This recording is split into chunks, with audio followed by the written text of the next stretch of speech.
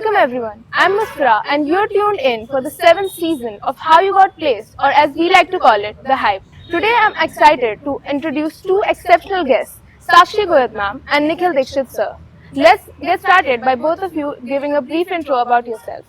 Hello everyone. I'm Sakshi Goyat. I am a final year student from BCS batch. This summer I did an SV internship at Summer, and after that at Google, and after that I received a PPO, that's pre-placement offer from there, and that's all.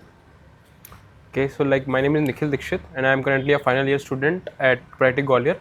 And if I talk about my technical skills, I have done full stack web development, and recently I've also got an offer from Grow as a backend intern. And apart from that, I also like problem solving. I am expert at Code Forces and a guardian on LeetCode. I'm also currently ranked in top 0.55% all over the world and in top 200 coders all over India. I'm also currently holding Institute Rank 1 on LeetCode. So, first I would like to talk to Sakshi ma'am. You have received internship offers from esteemed companies like Google, Microsoft, Atlassian. So, could you actually share your experience of how you got these opportunities and what went through your mind when you got these all? Okay, let's start from the starting. So, like, there is no fancy approach to achieve opportunities at these MNCs. Initially, like, all of us, we need an resume with 2 to 3 projects in that, and after that, like, after creating a good resume, then I move to, in around May, we go to know that our like some companies are visiting our campus for opportunities, and then at that time I started doing DSA.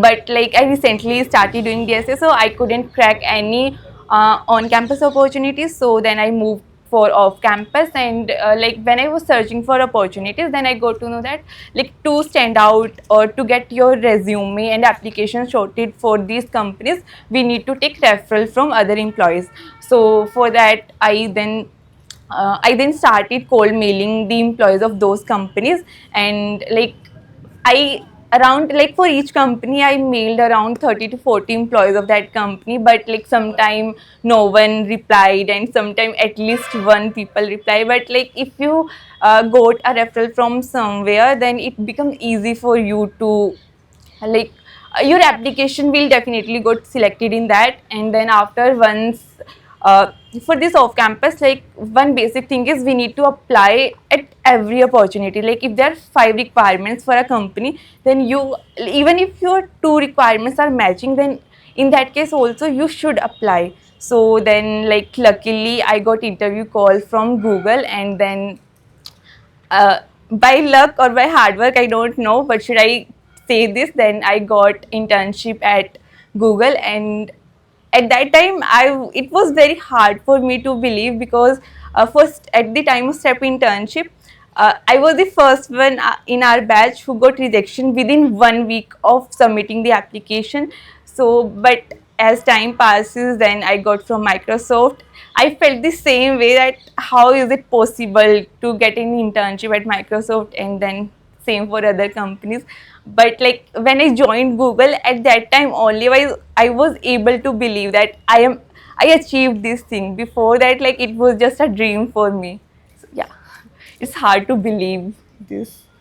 So, sir, you have a rating of expert on platform like Codeforces. So, could you tell us how did you achieve this, and what was your roadmap? If you would talk about a student who's just starting out in CP.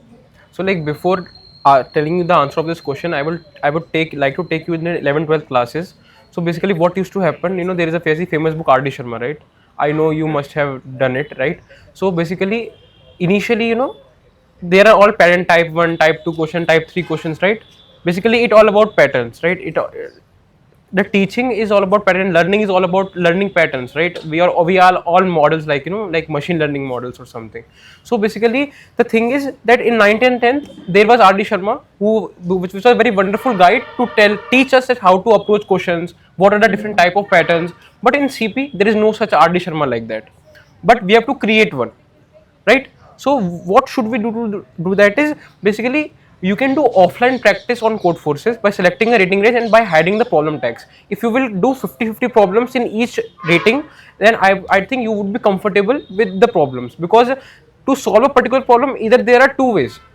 First one is that you have done the exactly same problem. The second way is that you have done the problems much harder than that. So at first it might seem easy that okay, I will solve the same problem which is coming in the OA or like in the coming in the interview, but that is not practical.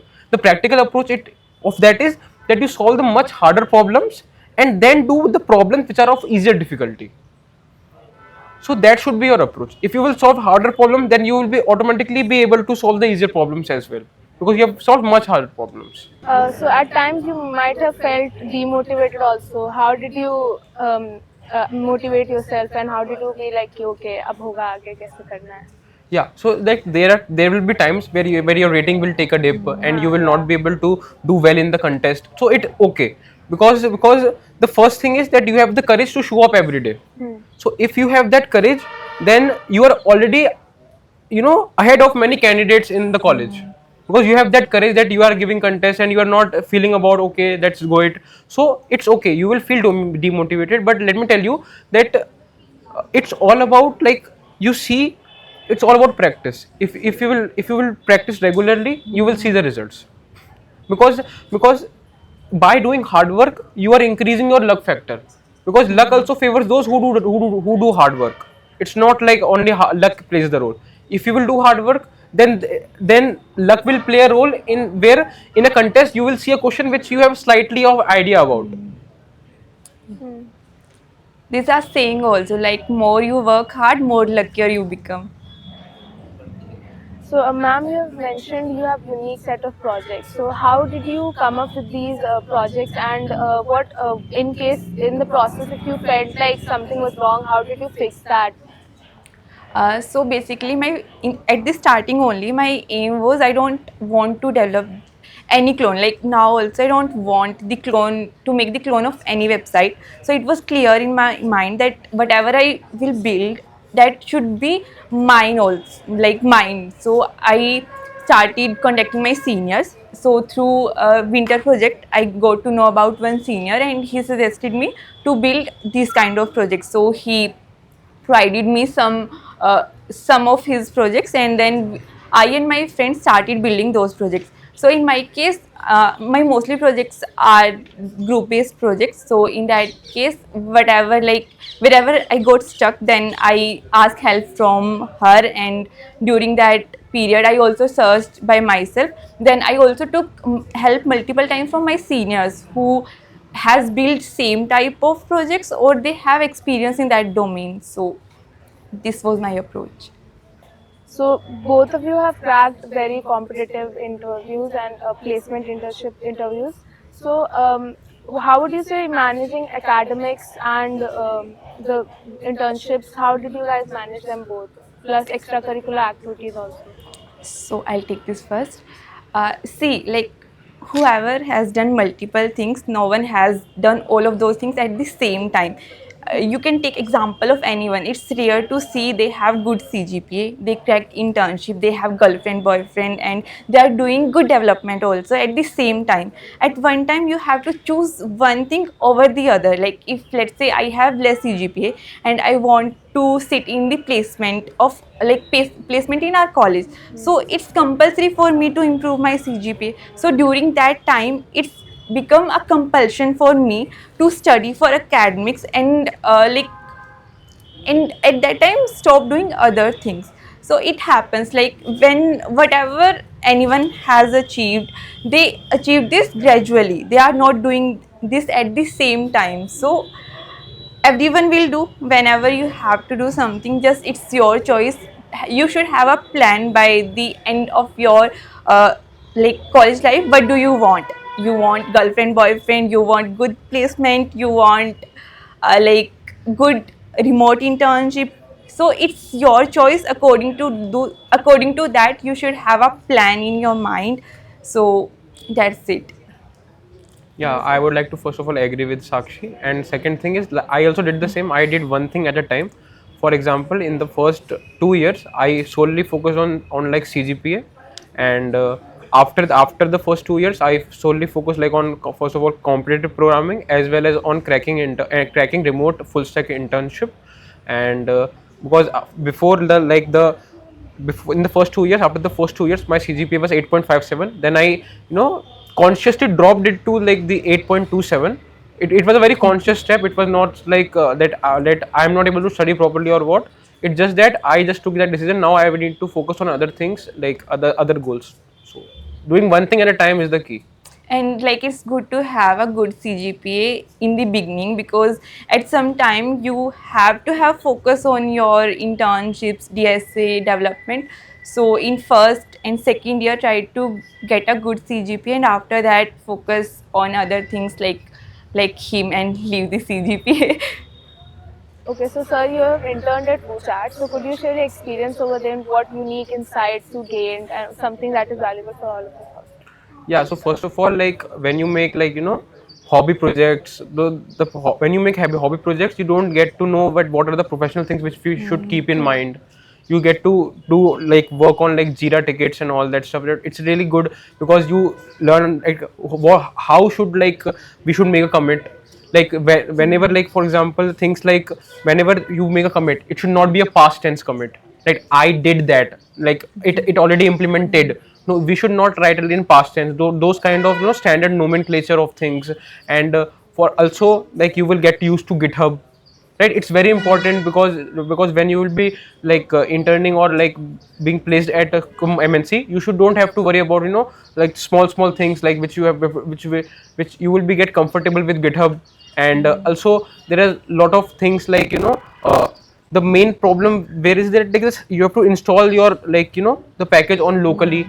You will see lots of errors over there, and then you have to figure it out how you can do it. For example, I got to know about Node version manager or something, things like this, where we can change the version by a command itself, right? So those kind of things are really very good. And I can tell you the amount of learning which I got from like my 2 to 3 years of like development or and all that. It's all like I worked the development which I did in 2 to 3 months was much more than that, because like it if you will really work on like real projects, you will get a lot of learning. Also you will get to learn how to interact with the team, how to have that professional behavior in you. So it's very good. So since we both have given interviews, so how should we proceed in the technical rounds and the behavioral rounds? What should be our approach to it? So for technical rounds, initially, like in each round, there are 2 to 3 questions, and in the starting only clarify the question completely. Whatever doubts you have in your mind about like the time complexity in lead code, everything is written there. But in the interview, you only have the question. So ask about the what could be the possible time and space complexity of this. I can develop my approach accordingly. Then dry run that completely. What I do is I dry run my approach before coding that, because once we code, then we have wasted our time. So only start coding when your interviewer is completely satisfied with your approach, and like you cannot further improve this. Tell them verbally everything, and then only at the end write them everything. For like HR rounds, for companies like Uber, Atlassian, they have their core values. So what they try to see in a candidate is how you fit with those values. So with your college experience, like we are in some clubs, so tell them like in this club and through this way I am fit. Yeah, I like already work with this value, and this is how I implemented these particular values in my life. And also like they ask about their project, like your projects in the interview. You try to explain your project in a star method, like situation, task, action, and then result, and clarify them. Like in the group project, it's very important to initially tell them that it's my group project and this was the part I did in this, and this was the improvements done by me. So it's your responsibility. And in HR round, it's become very important for you, because you are the one who are leading that interview, because you already know like what are the questions. They sometimes they might ask about where did you show the leadership quality during your college life? So beforehand prepare a answer for that, like I'm a part of this club, or I built this project, this was a group project, I was the leader of this, and in this group I lead this event, that. So it's up to you how well you prepared for the interview.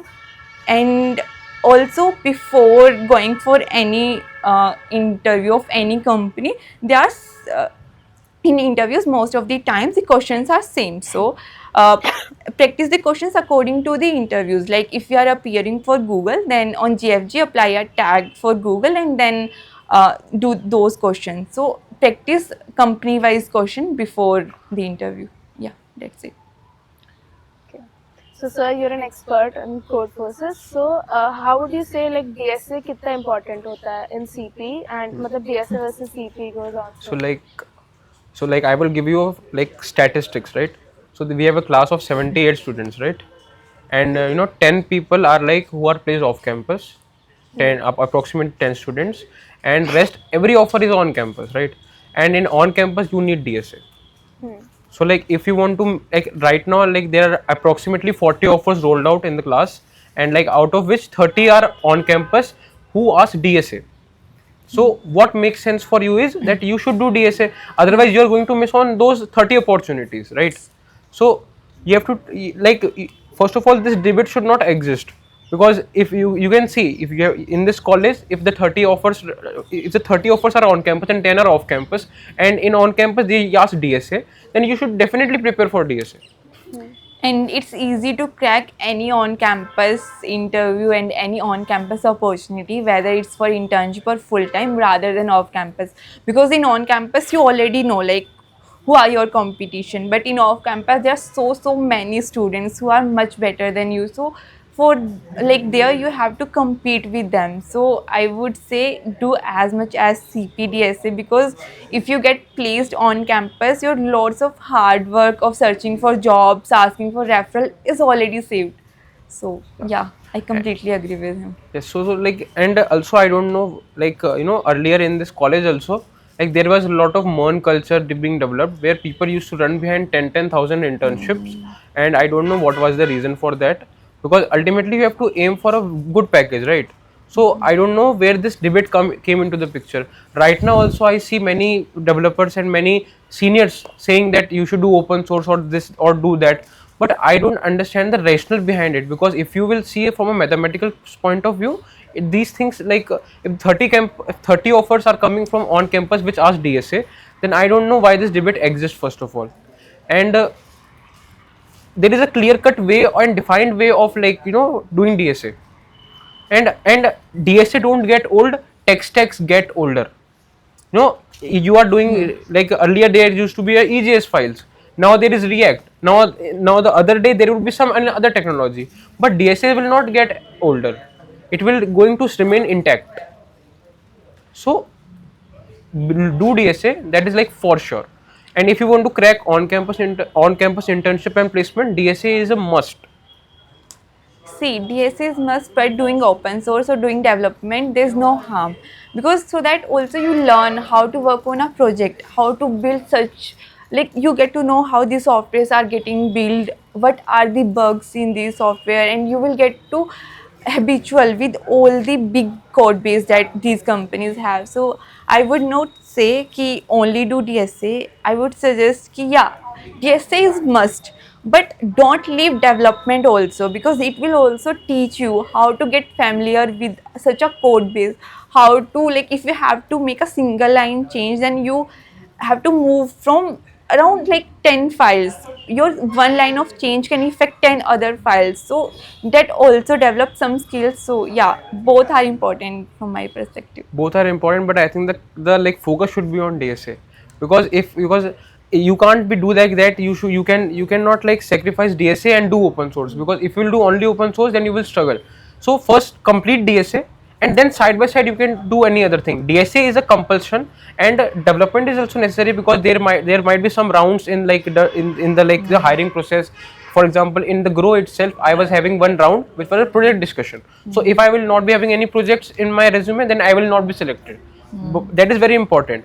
But make sure that you are in like the top 10, top 20% of your class. Like you should do DSA. I think DSA is like a compulsion, and open source can be for exploration, but DSA is a compulsion. No, it depends on your interest basically. Like if you have more interest in development, then there are lots of opportunities in development also. You can try for remote internships, then you will be paid in dollars. I didn't have any such opportunity, but I would say ki follow your interest. Any domain can lead you to the your desired salary package. So it's not about whether you should do DSA or development or open source.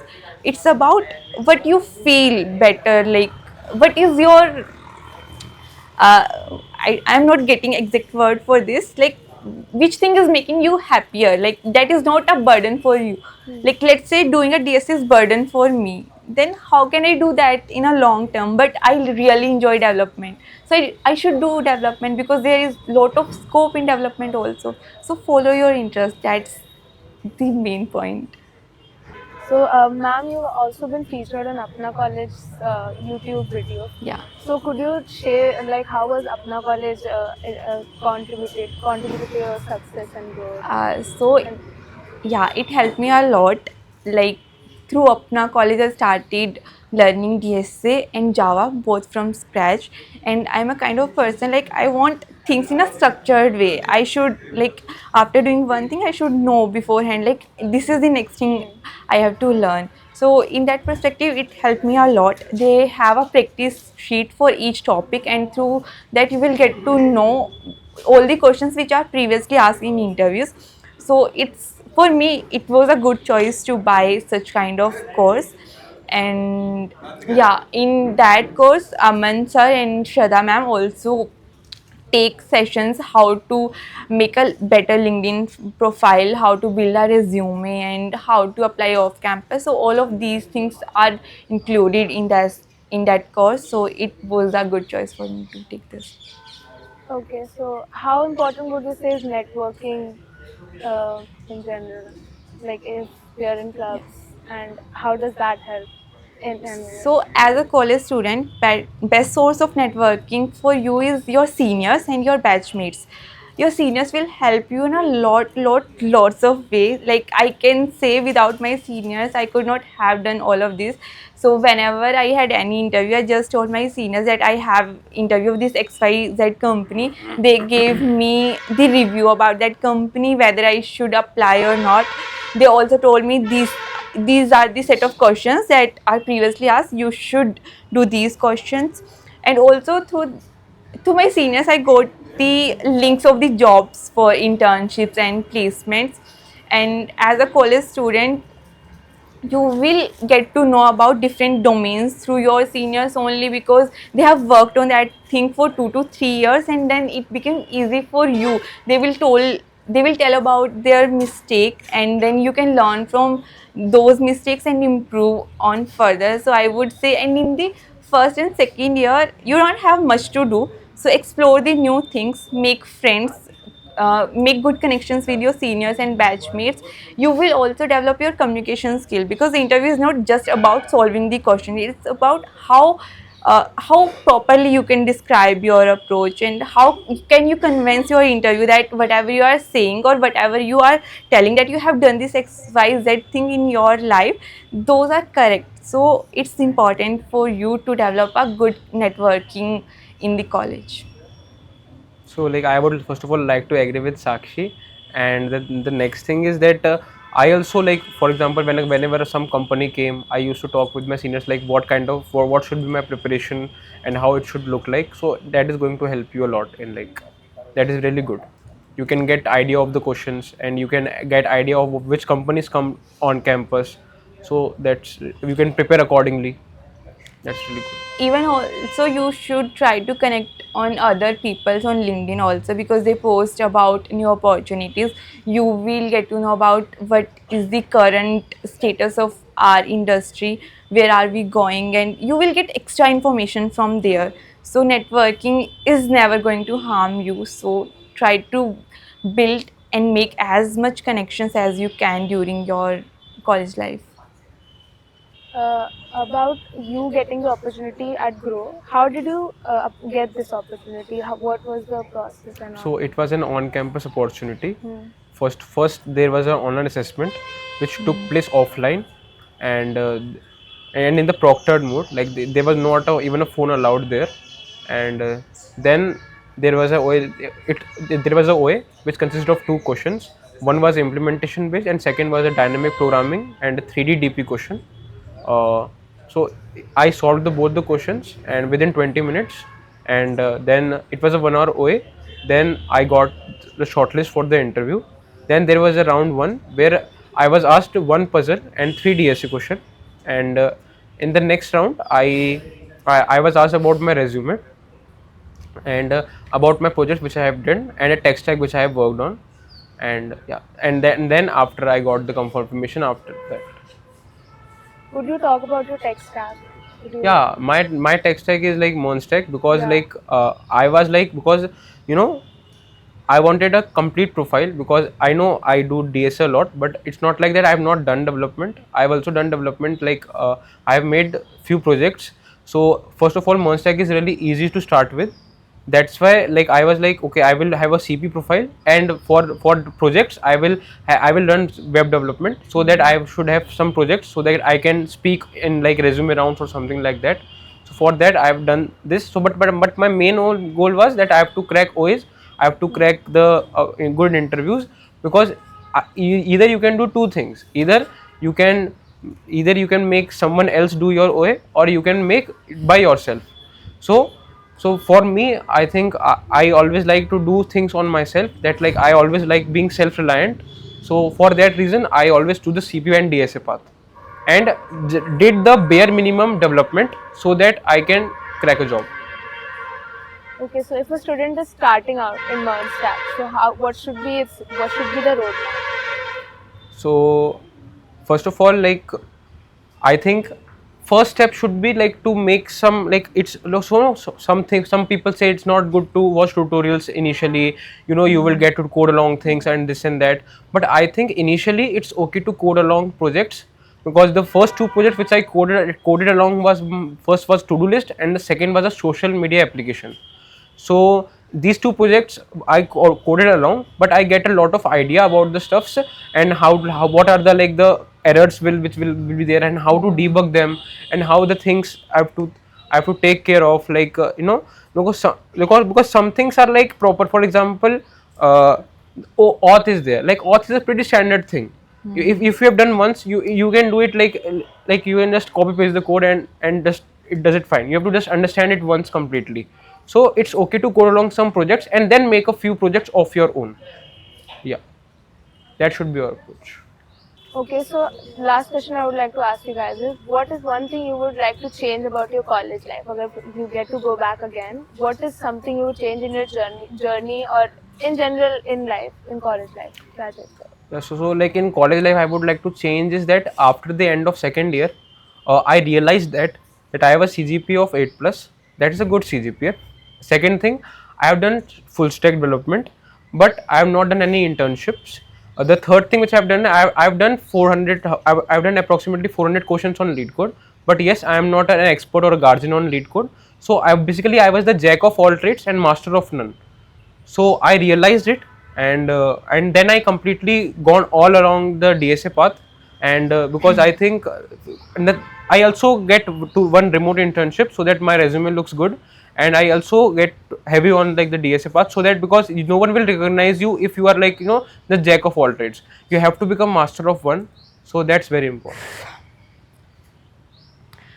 So I didn't think much about all these things. For me, like when I came to the college, I was very underconfident, and at each point I compared myself with others, and because of that trait I couldn't able to do the things which I know I could have done better. So I would say ki enjoy your life, it's your journey. Like someone will reach faster and someone will take time, because like for someone there is like they have their family in the same domain, they have their elder cousins, sibling, but if you are the first one from your family, then you have to build your path one by one. You cannot reach the end from the beginning. So just be patient and just do whatever you know you could have done, like you can do at this point. Don't stress a lot about future, because like you can see someone will reach in second year something, someone will achieve same thing in third year, but at the end of fourth year eventually everyone will be at the good place. So it's your college life, enjoy this, because you will not get this time back, and most of us won't do any higher studies after this. So do everything, like if you want to be more active in extracurricular activity, so do this, because you won't get this time again, and when you have to study you will definitely study. So just enjoy and don't take so much pressure, because at the end you will regret why did you waste that time. Yeah, that's it. Thank you, sir, ma'am, for your inspiring thoughts. And to the audience, stay tuned for more episodes of Hype.